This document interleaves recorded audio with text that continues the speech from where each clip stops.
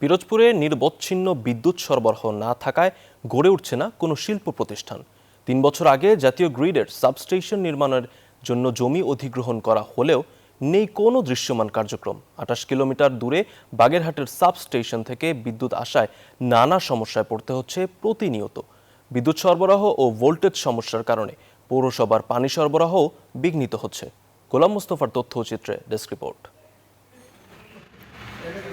জেলা শহর হলেও পিরোজপুরে নেই গ্রিড সাবস্টেশন। ২৮ কিলোমিটার দূরের বাগেরহাটের একটি গ্রিড সাবস্টেশন থেকে এই পিরোজপুর সাবস্টেশনে বিদ্যুৎ সরবরাহ করা হয়। তবে প্রায় নানা প্রাকৃতিক দুর্যোগের কারণে বিদ্যুৎ সরবরাহ বিঘ্নিত হয়। এতে বিদ্যুৎ সংক্রান্ত নানা কাজে ভোগান্তিতে পড়তে হয় এই অঞ্চলের মানুষের। এমনকি এসব সংকটের কারণে নদীবেষ্টিত এলাকা হওয়ার পরও জেলায় নেই কোনো শিল্প কারখানা। আমাদের প্রায় বিদ্যুৎ থাকে না, সামান্য একটু ত্রুটি হলে দেখা গেছে, একটু ঝড় হলে, একটু বাতাস হলে বিদ্যুৎ চলে যায় এবং প্রায় প্রতি সপ্তাহে শনিবার একদিন আমাদের বিদ্যুৎ থাকে না। মাঝে মাঝে তো সকালে যায় আর সন্ধ্যায় আসে। এই পৌরসভার যে বিদ্যুতের যে কতটা ভোগান্তি শিকার আমরা যারা বসবাস করি পিরোজপুরে, কিন্তু আসলে কারো বললে বুঝানো যাবে না।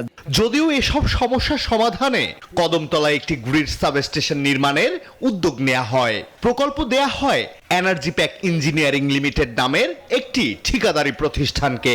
তবে ৩ বছর অতিবাহিত হলেও কাজের নেই দৃশ্যমান অগ্রগতি। এমনকি বিদ্যুৎ সরবরাহ ও ভোল্টেজ সমস্যার কারণে পৌরসভার একমাত্র ওয়াটার ট্রিটমেন্ট প্ল্যান্টের মেশিনটি প্রায়ই বন্ধ থাকে। ফলে বিঘ্ন ঘটে পানি সরবরাহে। ভোগান্তিতে লক্ষাধিক পৌরবাসী। আমাদের এখানে কোনো সাবস্টেশন নাই, যার কারণে ভোল্টেজ লো ভোল্টেজের কারণে আমাদের হেভি মোটরগুলো চালাইতে অনেক সময় সমস্যা হয়। যদি আমাদের ন্যাশনাল গ্রিডটা যদি আমাদের পিরোজপুরে স্থাপন করার জন্য কোনো প্রক্রিয়া চালু করা যায়, তাহলে আমাদের ভোল্টেজ ভোগান্তি অনেকটা কমে যাবে। গ্রিড সাবস্টেশন নির্মাণের প্রক্রিয়া অব্যাহত রয়েছে বলে জানালেন বিদ্যুৎ বিভাগের এই কর্মকর্তা। এখানে জমি গ্রহণ অধিগ্রহণ কার্যক্রম প্রায় শেষের দিকে।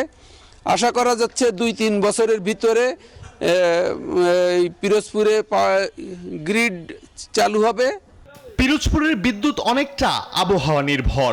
এসব সমস্যার সমাধানে পিরোজপুরের কদমতলায় ৩ একর জমির উপর ৫০০ কোটি টাকা ব্যয়ে গ্রিড সাবস্টেশন স্থাপন করার উদ্যোগ নেওয়া হয়। Desk report, news 24।